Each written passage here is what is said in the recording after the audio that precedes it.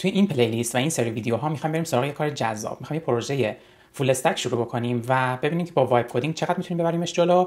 اول با بک اند و وب شروع میکنیم، بعد میریم سراغ کلاینت نیتیو اندروید و بعد هم سراغ کلاینت نیتیو آی او اس. همه کار رو هم سعی میکنیم با وایب کدینگ انجام بدیم تا جای ممکن، ببینیم که چقدر وایب کدینگی که دارن میگن واقعی هست و آیا ما میتونیم به این محصولی برسیم که قابل استفاده باشه. و در آخر هم همه تلاشمون رو میکنیم که ببینیم میتونیم ببریمش رو پروداکشن یا نه. پروژه‌ای که من انتخاب کردم اسمش رو گذاشتم پرامپت تایم. حالا چرا؟ به خاطر اینکه همه اسمای دیگه که چت جی پی تی پیشنهاد داد همشون همین الان در لحظه فعلی توی وب بودن و استفاده می‌شدن. به خاطر اینکه قبلا یه پروژه دیگه داشتیم اسم فیلم تایم، این رو هم بر اساس همون سبک اسمش رو گذاشتم پرامپت تایم. و کاری که میکنه چی هست؟ همه ما داریم در طول روز از سری پرامپت استفاده میکنیم، یه سری پرامپت‌های باحالی پیدا میکنیم که دوست داریم دفعه بعدی هم دوباره ازشون استفاده بکنیم. هر کسی اینا رو یه جوری سیو کرده، یا از اپلیکیشنایی که الان وجود دارن، یا ممکنه به صورت وب اپ باشن، یا اینکه یه فایل نوتی داریم تو نوتپدی، هر جایی که فکرشو میکنیم یه جوری داریم سیوش میکنیم. الان خودمون میخوایم یه اپلیکیشنی درست بکنیم که پرامپتمون رو داخلش نگه داره. علاوه بر نگه داشتن میخوایم سری کار باحال انجام بدیم. و اینکه مثلا فرض کنیم که ما می‌خوایم دسته‌بندی اتوماتیک انجام بشه، وقتی که یه پرامپتی تعریف می‌کنیم خودش توی دسته‌بندی مربوط بهش قرار بده و اینکه بتونیم پرامپتمون هم تست کنیم. یعنی مثلا فرض کنیم که الان اگه من این پرامپت رو دارم، همینجا تستش کنم ببینم چه خروجی بهم میده، بتونم از لیست انتخاب بکنم می‌خوام مثلا فرض کنیم که با جمینای رانش کنم، با چت جی پی تی رانش کنم، یا هر مدل دیگه‌ای که می‌تونیم اضافه بکنیم. پس علاوه بر یک کار خیلی ساده کرادی که اضافه کردن و حذف کردن، دیلیت کردن این پرامپت ها هست، می‌خوایم که یه سری قابلیت ای آی هم بهش اضافه بکنیم. و قابلیت‌ها هم این شکلی هستن که فرض کنیم موقعی که من می‌خوام پرامپت بنویسم و اینجا سیوش بکنم، میتونم با استفاده از AI اینهانسش بکنم. مثلا فرض کنید که بهترش بکنم این پرامپتمو، یا اینکه این دسته‌بندی رو میخوام اتوماتیک انجام بده، یا اینکه این عنوان رو بر من اتوماتیک بسازه. که کمترین کاری که من انجام میدم صرفا کپی پیست کردن اصل این پرامپت باشه و بعدا هم هر جایی که خواستم استفاده بکنم صرفا یا این دکمه تست رو میزنم، یا اینکه اینجا فرض کنید که تو این کارت دکمه کپی داشته باشه، کپی میکنم میبرم توی همون اپلیکیشنی که میخوام ازش استفاده بکنم. پس این چیزی که الان شما اینجا دارین میبینید کلیت چیزی هست که ما قراره داشته باشیمش. خب حالا از کدوم ابزار استفاده بکنیم، از کدوم آیدی استفاده بکنیم برای اینکه وایب کدینگ رو انجام بدیم؟ بیاین میخوایم یه دونه همزمان که میخوایم این کار رو انجام بدیم یه مقایسه هم بکنیم بین بعضی از ابزارها و سرویس‌هایی که الان وجود داره. اول میخوام با فایربیس استودیو این کار رو انجام بدم، ببینیم که الان تو چه مرحله‌ای هست و آیا قابل استفاده هست یا نه. بعد در کنارش میخوام کلاود کد رو هم استفاده بکنم، ببینیم که این چه خروجی بهمون میده. و مورد بعدی که همزمان می‌خوایم استفاده کنیم برای این قسمت اول این هست که بیایم از کوپایلت گیت هاب استفاده بکنیم و میدونیم که میتونید تو هر آیدی که دلتون بخواد ازش استفاده بکنید. اگر وی اس کد پرسن هستین که خب تو وی اس کد، و یا اینکه جدیداً هم که پلاگین هاش برای جت برینز کامل شده و میتونیم استفاده بکنیم، حتی تو ایکس کد هم داریمش. و بعد هم که کرسر که خیلیاتون دارید ازش استفاده می‌کنید، می‌خوایم ببینیم که یک پرامپت ثابت رو اگه تو هر کدوم از این 4 تا بدیم چه خروجی بهمون میده و آیا شبیه به این نسخه‌ای که من فرض کنید که تستی درستش کردم آیا میشه یا نه، و ببینیم کدومشون بهتره. یعنی همزمان که داریم این کار رو انجام میدیم می‌خوایم این 4 تا رو هم با هم تست بکنیم. برای کلاود که من در لحظه فعلی که دارم ویدیو رو ضبط می‌کنم از سانت 4 می‌خوام استفاده کنم. توی کوپایلت هم دقیقاً همین نسخه هست. این کرسر رو هم می‌ذاریمش روی سانت 4. و برای دیتابیس پروژه هم که می‌خوایم از سوپابیس استفاده کنیم، می‌خواستم از فایربیس استفاده کنم ولی گفتم بذار یه چیز دیگه رو هم تست کرده باشم. میشد مثلا به جای فایربیس استودیو از رپلیت هم استفاده کرد، ولی به خاطر اینکه الان می‌تونیم رایگان از فایربیس استودیو استفاده کنیم ترجیح دادم که توی این ویدیو بریم فایربیس استودیو رو استفاده کنیم تا اینکه بخوایم بریم هزینه پرداخت کنیم برای رپلیت. برای شروع ما میریم سراغ اینکه پرامپتمون رو آماده بکنیم. برای اینکه به یک چیزی شبیه به این برسیم نیاز دارم که پرامپت اولیه داشته باشم. پرامپت هم از هر ابزاری که استفاده می‌کنید، میتونید از چت جی پی تی، جمینای یا هر چیز دیگه‌ای که دارید استفاده بکنید و پرامپت اولیه رو داشته باشید. توضیحاتی که من اینجا دادم و هی کامل‌ترش کردم توی ایتریشن‌های مختلف با چت جی پی تی صحبت کردم، به این رسیدم که فرانت رو با نکست جی اس بزنیم، ریاکت بزنیم، زبانم بزنیم تایپ اسکریپت، از برای یو آی کامپوننت شات سی ان بریم، برای استایلینگ تیلوین بریم و همینطوری اینا رو براش مشخص کردم. و کاری که کردم این بود که اومدم فازبندی کردم، به خاطر اینکه اگه ما بخوایم با یه پرامپت همه رو بهش توضیح بدیم و بخوایم بگیم همه چیزی که تو ذهنمون هست چی رو برامون پیاده کن، ممکنه خیلی طولانی بشه و اون کانتکست ویندو ما پر بشه و نتونه کار درست انجام بده. کاری که اینجا کردم اینه که اومدم فازبندی کردم و توی هر کدوم از فازا توضیح دادم که مثلا فاز اول گفتم بیا ستاپ کن، ساختار اولیه رو بچین، بعدش اومدم کد دیتا تایپی که مد نظرم هست اونجا بهتون نشون دادم رو اومدم تعریف کردم، گفتم پرامپت داریم، کاتگوری داریم و هر کدوم این فیلدها رو مشخص کردم. بعد اومدم این کامپوننت های یو آی رو بهش گفتم که چه جوری بساز و چیا رو بساز. اینا رو الان در لحظه فعلی نمیدونم که اصلا لازم هست که باشه یا نه، ولی خب حالا چت جی پی تی پیشنهاد داده که اینا رو هم اضافه کنیم، منم گذاشتم باشه. توی قسمت بعدی، توی مرحله بعدی بعد از اینکه این کار یو رو انجام دادم، اومدم گفتم لی‌آوت و نویگیشن رو داشته باشیم. بعدش اومدم دیتا لیر رو گفتم که چه شکلی باشه و تمام چیزایی که نیاز داریم رو همینجا گفتم داشته باشیم. و بعد در مورد دیتابیس هم که این ساختاری هست که دیتابیسمون قرار داشته باشه که باید با استفاده از حالا میریم توی سوپابیس رو درستش می‌کنیم. تو مرحله بعدی اومدم گفتم که داشبورد رو برای من بساز و کامپوننت هایی که وجود داره و همینطوری بخش‌های مختلف. بعد هم که گفتم میخوام با AI اینتگریشن رو پیاده سازی بکنیم که هر کدوم از این بخشایی که مثلا فرض کنید که من میخوام این پرامپتی که وجود داره برای من خلاصه کنی که مثلا یه خلاصه‌شو ببینم، مثلا اگه 10 خط 20 خطه من فقط ببینم که این پرامپت خلاصه داره چیکار میکنه، بیای پرامپت رو برام رانش بکنی. و اینجا هم که یه گزینه هست که میتونید اینهانسش کنید، یعنی مثلا فرض کنید شما یه پرامپت نوشتین و میخواین بهترش بکنید، بیام از این استفاده بکنم. و توی قسمت بعدی هم گفتم که من میخوام توی کلاینت‌های دیگه موبایل مثلا بیام ازش استفاده بکنم، توی همون فرض کنید که توی میخوایم پیاده سازی داشته باشیم نیتیو برای iOS و اندروید، اومدم گفتم REST API من رو درست بکن. این تو فاز 6 هست. و توی قسمت بعدی هم که اومدیم گفتیم که حالا مثلا صفحه ستینگ درست کن و کار این شکلی. در نهایت هم که گفتیم ارور هندلینگ چطوری انجام بده، چجوری تستا رو بنویس و بعد هم که دیپلویمنت چه شکلی باشه. این اول من بهش گفتم و تاکید کردم که از اول همینطوری شروع نکن، برو جلو همه رو انجام بده. بعد از اینکه هر مرحله رو انجام دادی بیا از من تایید بگیر، اگر اوکی بود برو مرحله بعدی. بریم جلو ببینیم که چه شکلی میشه دیگه. الان میخوام این پرامپت رو توی هر کدوم از این 4 تا سرویس بدم و ببینم که چه اتفاقی میفته برام، چطوری میشن یه پروژه‌ای که اصلا وجود نداره از صفر رو ایجاد بکنن. خب اولین ابزاری که میخوایم استفاده کنیم فایربیس استودیو هستش. داخل فایربیس استودیو که بیاید یک چند صفحه میبینید، تو این قسمت ورک اسپیساتون هست اگه پروژه دیگه قبلا درست کردین، یا اینکه دفعه اول هست که دارید این شکلی میبینید. اینجا من باید پرامپت رو بهش بدم و بگم که میخوام برای من چی بسازی. این پرامپت رو اجازه بدین که کپیش بکنیم بیایم توی فایربیس استودیو. نکته که وجود داره اینجا در حد یه جمله هم میشه توضیح داد، ولی من الان میخوام توضیح مفصل بدم که بهتون نشون بدم که چه فرقی میکنه. اگر که اینجا چیزی به ذهنتون نمیره، یعنی میخواید به صورت کاملا واضح و مشخص بگین که چه فریم ورکی استفاده کن، میتونید از فریم ورک ها و یا فرض کنید که ابزار زبان برنامه‌نویسی هر چی که اینجا هست استفاده بکنید. حتی میتونید بگین که مثلا من میخوام از جمله API استفاده بکنم، یا اینکه بیاین توی این قسمت تمپلیت ریپوزیتوری که وجود داره برین اونجا انتخاب بکنین که لیست کامل‌تر و مفصل‌تر می‌بینید، یا اینکه همینجا پرامپتتون رو بنویسین. الان من پرامپت رو اینجا پیستش می‌کنم، همونی هست که الان با هم دیگه دیدیمش، و دکمه پروتوتایپ ویت AI رو میزنیم ببینیم که چی میشه. بعد اینکه این رو زدیم شروع می‌کنه به پردازش کردن این پرامپت و سعی می‌کنه که بر اساس این یه چیزی از توش بکشه بیرون. حالا اینجا تمام این اسم فیچرهایی که به ذهنش میرسه و بر اساس پرامپتی که من بهش دادم تشخیص میده رو اینجا برام لیست میکنه، حتی یه سری رنگ پیشنهاد میده. اگه با این تشکیلات و ترتیب اوکی هستید و باشون حال میکنید که خب همین رو بزنید بره، در غیر این صورت میتونین بیاین و ادیتش هم بکنین. یه چند لحظه باید صبر بکنین تا این دکمهش فعال بشه و بعد اینجا دکمه کاستومایز رو به من میده که من میتونم اینا رو برام تغییر بدم.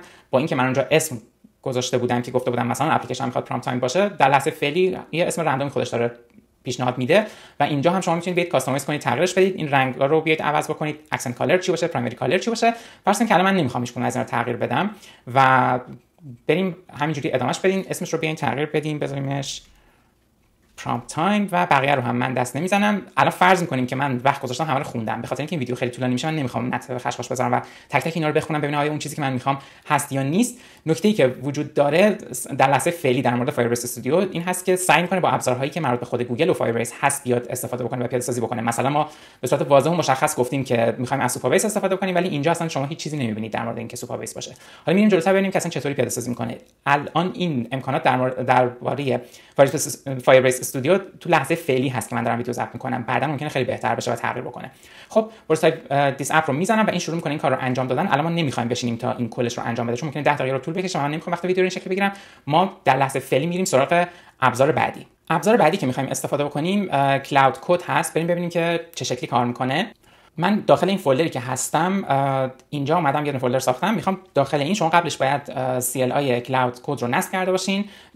دستور نصبش رو براتون توی دیسکریپشن میذارم که راحت استفاده بکنید. این شکلی وارد میشیم، بعد میگه که اینجا رو تراست می‌کنی، میگیم اوکی.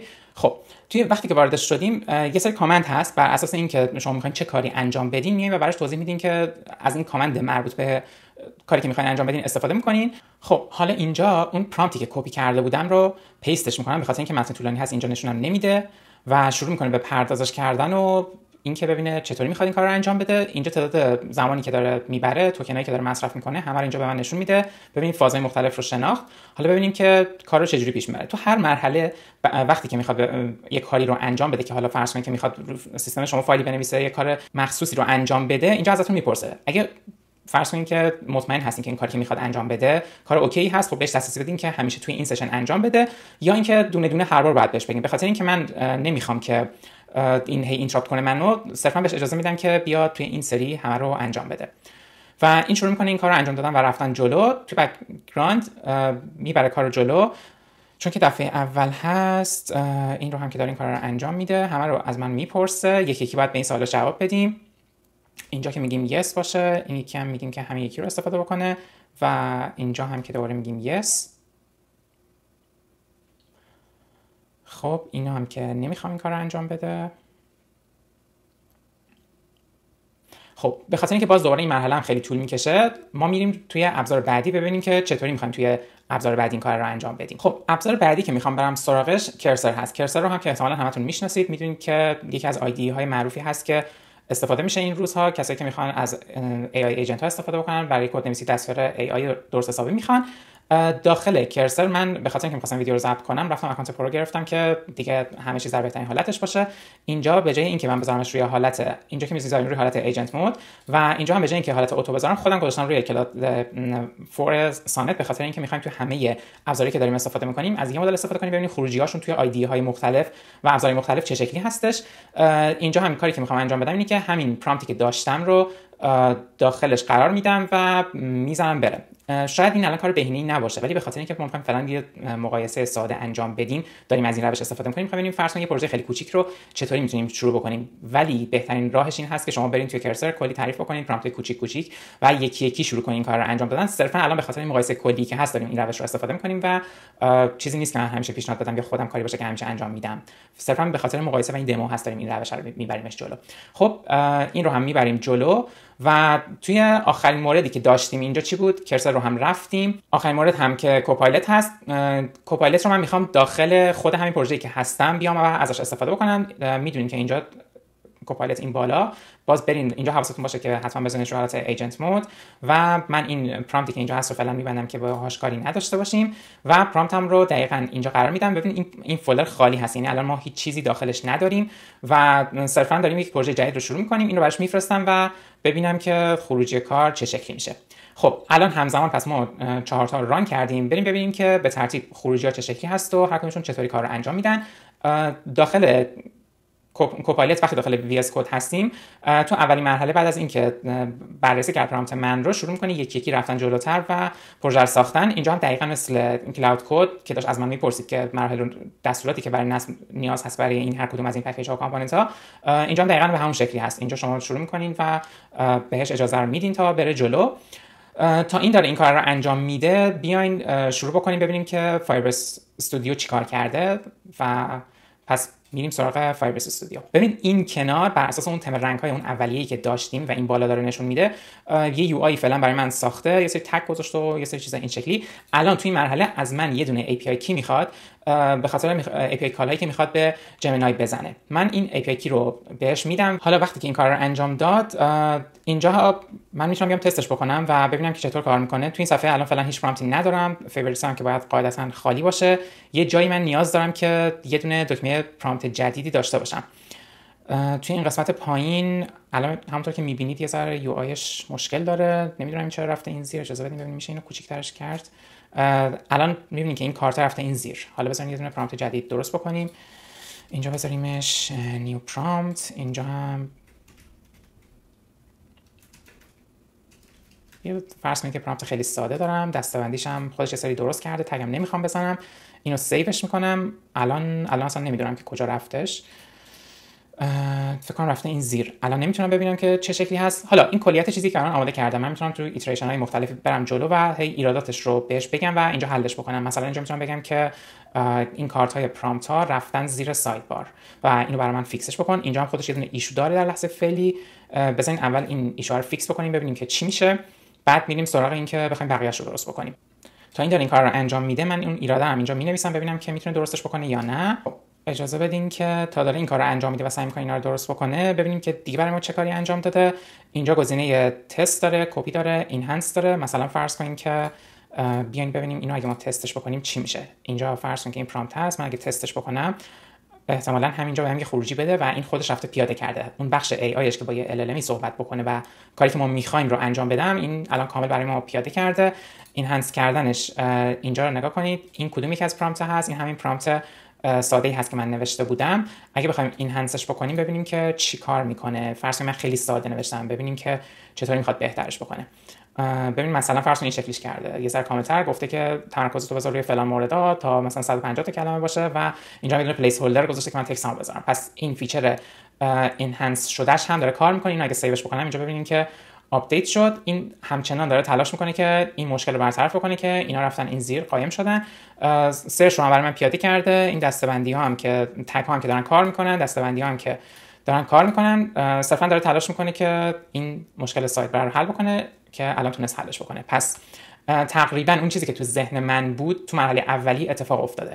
حالا من چیا دیگه نیاز داشتم که این برای من API درست بکنه و من میخوام ببرمش توی کلاینت اندروید و iOS استفاده کنم. بیاین سویچ کنیم به حالت کد ببینیم که آیا برای من چیزی درست کرده که بخوام ازش استفاده کنم یا نه. اینجا فیچر AI رو اینجا قرار داده. توی قسمت اپ هم که مربوط به حالا لیات صفحه هست و پیج هست، توی قسمت هم که کامپوننت های ریاکتی هست، اینجا هم که همینطور، توی این قسمت هم که چیزی نیست، یعنی همونطوری که شما دارید میبینید برای من چیزی رو پیاده نکرده و من هم که ازش پرسیده، یعنی بهش گفته بودم که قبل از اینکه هر کاری بخوای انجام بدی از من تایید بگیر برو جلو، دیدید که هیچ عکس العملی نشون نداد و تا جایی که تونسته رفته جلو و یه سری از بخشا رو هنوز پیاده نکرده. ولی اوورال کاری که انجام داده به نظر من قابل قبول هست، یعنی در حد پروتوتایپ کامل هست، یعنی ریسپانسیو هم هست. الان که می‌بینید اینجا صفحه کوچیک‌تر شده، این منو این کنار جمع شده و فانکشنالیتی کلی هم داره کار میکنه. سرچش که خب هنوز الان کار نکرد، اصلا باید بریم بررسی کنیم ببینیم چه شکلی هست. و اینکه الان اینجا هیچ دیتابیسی برای من درست نکرده که بخوام اینا رو داخلشون سیو بکنم. اگه بخوام کار انجام بدم دوباره باید بیام توی این قسمت باهاش صحبت بکنم، بگم من میخوام اینو استور کنم توی فایر بیس، به خاطر اینکه با سوپر بیس که الان کار نمیکنه در لحظه فعلی. حالا شاید در آینده این رو هم انجام بدم، ولی به خاطر اینکه برندینگ گوگل هست میخوام خودشون تبلیغ بکنن، الان اینجا شما میتونید بگین که من میخوام که با فایر بیس رو هم اضافه کنم به پروژه که میخوام توی فایر استور سیوش بکنم. این کارو برام انجام میده. الان که پروژه مرحله نهایی نرسیده، من نمیخوام کار رو ببرم جلو و پابلیشش کنم، ولی اگه بخوام همین پروژه تا همین جایی که رسیده جلو رو بخوام پابلیش کنم، میتونم همین کنار این کار رو انجام بدم. برای من سعی می‌کنه یه پروژه جدید بسازه، بعد میاد اینجا لینکش بکنه به یک اکانت بیلینگی که به خاطر اینکه میخواد پی از یوگو باشه، به خاطر اینکه داره از فیچرهای AI جمعی استفاده میکنه. و خلاصه اینکه اون اولش هم گفته که بیا $300 کردیت بهت بدم و احتمالاً اینی که بزنیم از من میخواد کردیت کارت بزنم و بقیه مراحل برم جلو. خلاصه اینکه الان تا حالا تستش نکردم چون هیچ وقت لازم نبوده که بخوام با اینجوری پابلیشش بکنم، ولی صرفا گفتم که اینجا این کارا هم میتونیم مستقیم انجام بدیم. الان زحمتی که کشیده برای من این پروژه رفته خودش درست کرده. خب این کلیت فایربیس استودیو که به نظر من در لحظه فعلی برای یک MVP که شما بخواید به یک کسی دمو بکنید ایده‌تون رو فعلا جواب میده، ولی اینکه بخواد اون دقیقاً اون چیزی که شما گفتید رو انجام بده، نه الان اصلا کار انجام نمیده. من گفتم سوپر بیس نیاز دارم، میخوام دیتا رو استور کنی، الان داره اون کار رو انجام نمیده. بریم ابزار بعدی ببینیم که به کجا رسیده. خب توی کلاود کد رسیده به اینجا که میخواد این رو ادیت بکنه باشه، به خاطر اینکه میخوام دوباره نپرسه اینجا بهش اجازه رو میدم. این همچنان داره میره جلو. الان 1.2 کی توکن استفاده شده. ببین مرحله اول رو انجام داد، حالا رفت سراغ فاز اول که ستاپ کردن environment هست. ببینیم که داره چیکار میکنه. یه دونه فایل environment.local برای من درست کرد، بعد رفت سراغ این که basic UI کامپوننت ها رو درست بکنه. منتظر این هستم ببینم که این فاز اول رو که انجام میده از من تایید میگیره یا نه. همچنان که این داره میره جلو بریم سراغ کرسر ببینیم که اون تو چه وضعیه. اینجا هم که خب هنوز ما پروژه رو نبردیم جلو، میخواد دستور اولیه رو اجرا کنه که پروژه رو ران کنه. الان نمیدونم که این داره کاری رو انجام میده یا گیر کرده. بریم سراغ VS Code ببینیم که این رو اگه ادامهش رو بزنیم به کجا میرسه. از این به بعد تقریبا توی هر کدوم از این سه تا ابزار همینجوری هست که حالت پینگ پونگیه دیگه، یعنی یه کاری انجام میدن، نتیجه رو به شما میگن، احتمالاً از شما اکشن تایید رو میخوان یا ادامه رو میخوان یا هر چیز دیگه ای، و همینجوری هی باید بین هر کدوم از اینا باهاشون باید بریم جلو و ببینین که چی میشه. ولی توی فایربیس استودیو در اصل اینجوری بود که همون اولی که شما بهش گفتین اون تا هر جایی که خودش دلش بخواد میره جلو و سعی می‌کنه یه نسخه اولیه‌ای رو در بیاره. خب رسیدیم به این قسمتی که توی کلاود کد همونطور که ازش خواسته بودیم همون اول داخل پرامپت اولیه که تایید بگیر و ادامه بده، الان داره این کارو انجام میده. میگه من فاز اول رو انجام دادم، این کار رو انجام دادم، بریم برای مرحله بعدی و اینجا بهش میگیم که ادامه بده، برو جلو. چیزی که می‌خواستم اینجا بهتون بگم تا این داره این کار رو پیش میبره این هست که در مورد پرایسینگ کوپایلت هست. اینجا شما اگر نگاه بکنید برخلاف بقیه‌شون که همشون از $15 $20 هستن، اگه پلن اولیه کوپایلت رو بخواید داشته باشید $10 در ماه هست که تقریبا میشه گفت خیلی کار راه میندازه. من الان روی این پلن هستم و میتونم بگم که تا الان به محدودیتی نخوردم. یعنی وقتی که داخل وی اس کد هستم تا الان پیش نیومده که چه از کلاود 3.7 چه 4 بخوام استفاده بکنم و به محدودیتی بخورم و بگه که خب به سقفت رسیدی. تا الان خیلی برای من خوب جواب داده و حتی لازم نشده که بخوام برم روی پرو پلاسی که $40 هست در ماه.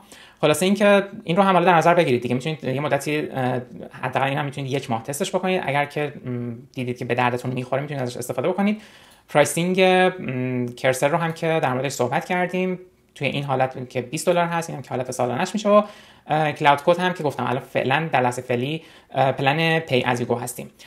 به خاطر اینکه هر کدوم از این مراحلی که داریم با اینا پیش میریم ممکنه خیلی طول بکشه، من بقیه کارا رو خودم انجام میدم، نتیجه نهایی رو توی ویدیوی بعدی بهتون نشون میدم. چون حدسم این هست که هر کدوم از اینها به خاطر اینکه همزمان هم داریم اینو میبریم جلو ممکنه 3-4 ساعتی طول بکشه تا بخواد همشون انجام بشه و به یه مرحله‌ای برسه که قابل نمایش باشه. دموی خروجی رو میذاریم برای ویدیوی بعدی و بعد بر اساس اون تصمیم میگیریم که مرحله بعدی چی باشه، چطوری بریم جلو و کدوم یک از کلاینت‌های موبایل رو برای کلاینت اولیه انتخاب بکنیم. احتمالاً iOS رو اول شروع بکنیم و بعد هم میریم سراغ اندروید. تو همه این حالت‌ها تا اینجا بحث به این صورت بوده که من الان دست به کد نزدم، صرفا نشستم و این داره این کار رو انجام میده. وقتی برسیم به قسمت کلاینت موبایل، به خاطر اینکه تخصص خودم هست، احتمالاً اونجا یه مقدار سختگیرانه‌تر برخورد بکنیم و خودمون هم شروع کنیم ادیت کردن. هر جایی که می‌بینیم داره اشتباه میکنه یا چیزی که کدی که داره تولید میکنه اون چیزی نیست که ما دلمون میخواد، شروع کنیم به ادیت کردن. الان این قسمت اولیه رو صرفا می‌خواستیم یک حال و هوای وایب کدینگ رو ببینیم چه شکلی هست، بنابراین گذاشتیم که همه این کارا رو خودش انجام بده. پس لطفاً اگر که نظری دارید و چیزی به ذهنتون میرسه در مورد این پلیلیست، دوست دارید مسیر خاصی ببریمش، توی کامنت ها بهم بگین. اگه کانال هنوز سابسکرایب نکردید لطفاً سابسکرایب کنید، قرار کار باحالی در زمینه ای انجام بدیم و بعد هم که میریم سراغ کلاینت های موبایل و بقیه کانتنتی که دیدین شبیه کانتنتی که هست که توی این کانال داریم. توی ویدیو بعدی میبینمتون.